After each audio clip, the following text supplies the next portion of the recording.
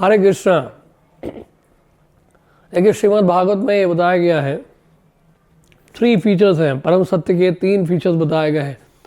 ब्रह्मेति परमात्मेति भगवान इति शब्दते वदन्ति तत्व तत्वविदस् तत्वम यज्ञानम अद्वयम ब्रह्मेति परमात्मेति भगवान इति शब्दते। तो ये परम सत्य के 3 फीचर्स हैं।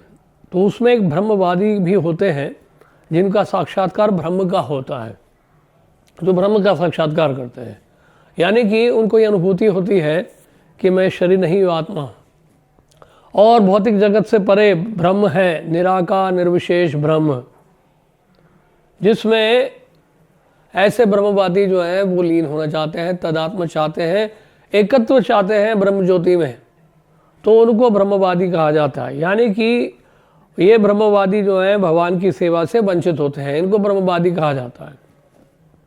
जैसे सुखदेव गोस्वामी भगवान के भक्त बनने से पहले वो भी ब्रह्मवादी थे, और इसके अतिरिक्त जो है ब्रह्मवादी के अलावा होते हैं एक शून्यवादी।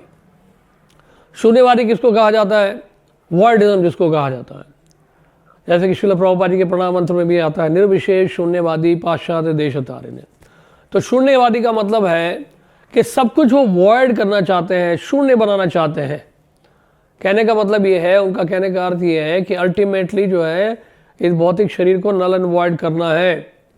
हाँ, देहांतरण में विश्वास रखते हैं कि आत्मा इस शरीर को छोड़ के दूसरे शरीर में जाती है, लेकिन इसके बारे में ठीक से विवरण नहीं दे पाते हैं। उनका चरम लक्ष्य होता है निर्वाण का। निर्वाण का मतलब यही है, अल्टीमेटली वो चाहते हैं कि सब कुछ शून्य हो जाए। तो ये शून्यवादी जो है बेसिकली पर्सनलिज्म में विश्वास नहीं रखते हैं, भगवान के एग्जिस्टेंस में विश्वास नहीं रखते हैं, और अल्टीमेटली सब कुछ चाहते हैं कि शून्य हो जाए। और इस तरह से देखा जाए तो ना वो शरीर का अस्तित्व चाहते हैं, इस मेटीरियल क्रिएशन का भी अस्तित्व नहीं चाहते हैं, और अल्टीमेटली ऐसा प्रतीत होता है कि आत्मा का भी अस्तित्व नहीं चाहते हैं, जो कि भगवद गीता की शिक्षाओं के अनुसार बिल्कुल सही नहीं। और तीसरे होते हैं मायावादी। मायावादी थोड़े से और आगे बढ़े होते हैं, ये वास्तव में अपराधी होते हैं। जैसे कि चैतन्य चरितामृत में लिखा है, मायावादी कृष्णेर अपराधी। चैतन्य महाप्रभु ने सख्त मना किया है मायावादियों से श्रवण करने के लिए। मायावादी भाष्य हो सुनिले होए सर्वनाश, मायावादी भाष्य सुनिले होए सर्वनाश। तो मायावादी कौन होते हैं? जो भगवान कृष्ण के रूप को, भगवान के रूप को, उनके गुण को, उनके नाम को, उनकी लीलाओं को माया बताते हैं। वो कहते हैं कि सब माया है।